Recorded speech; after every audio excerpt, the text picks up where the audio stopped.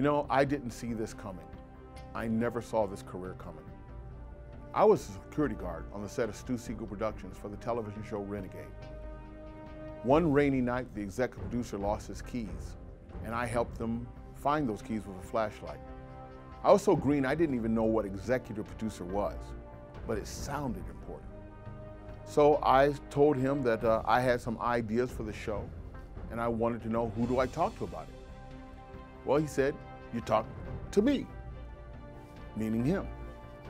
And so he set up an appointment at his studio in Burbank for me to come in and talk about my episodes.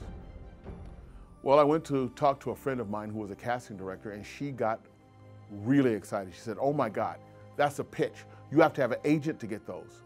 And I said, really? Well, I was lying. I don't have any ideas. It just seemed like the right thing to say. So she told me how to structure my pitch, beginning, middle, and end, broad stroke ideas. And I ran to the bookstore and got a book, How to Write for Television. I read it over the weekend, and on Tuesday I went in to pitch for the very first time in my life to this executive producer. And he listened politely to my stories.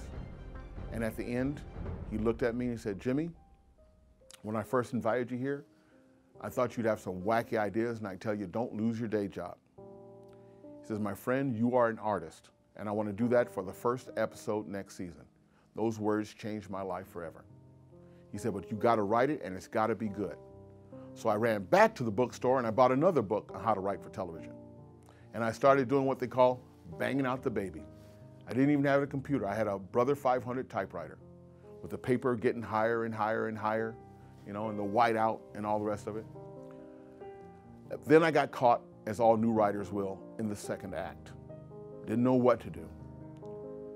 So I decided, you know what? I need to loosen up a little bit. I'm going to go to my very first Star Trek convention. So I went to my first Star Trek convention, and wouldn't you know, the writers were there. And I ended up striking up a casual conversation with them. And they started talking about what they did, and I started talking about what I did. And I said, yeah, I'm a security guard, but I'm trying to write a script. And they go, you're trying to write a script? Well, come to our seminar. We'll give you some stuff, and maybe it'll help you. So I came to the writer's seminar, and they put something up on the screen called a beat outline. And I took one look at that, and I said, oh my God, that's the tool I need to get out of the second act. So I took it home. I finished my episode, but wouldn't you know it, the executive producer who was giving me the break, his name was Nick Correa, well, he was getting fired off the show. He worked for Stephen J. Cannell, and he'd gotten into a big argument, and Stephen was throwing him off the show. He said, Jimmy, I really feel bad about it. I can't buy the episode anymore. What can I do to make it up for you? Off the top of my head, I say, who do you know at Star Trek? Well, come to find out that when Nick Correa was the executive producer of The Hulk, he bought the first scripts ever written by Jerry Taylor and Michael Piller. They were now the executive producers of Star Trek. So he fired off my Renegade script to Paramount. They read it, they liked it, and they hired me as a writer intern on Star Trek The Next Generation. And I got to work on 8 of the last episodes of that series.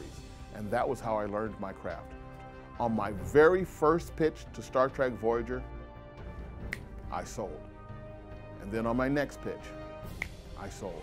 And eventually, I sold more episodes to Star Trek than any other freelance writer in the history of the franchise. And I was eventually called, in some places, the Jackie Robinson of Star Trek writers. And I'm the only writer to ever have 2 Star Trek episodes premiere air in the same week. Dr. Bashir, I presume, on Deep Space Nine, and Rise on Star Trek Voyager. Something that around Paramount they started calling Jimmy Diggs Week. Well, that's how I went from being a security guard in the parking lot of Stu Siegel Productions to having my own little office at Paramount. Jimmy Diggs, Star Trek, in about 2 months. So we've reinstituted Star Trek's open submission script policy. I look forward to reading some of your scripts, and maybe one day you'll sit in a chair like this and I'll be able to listen to the story of how you became a Star Trek writer. I'm Jimmy Diggs, and I look forward to reading your scripts and hearing your stories.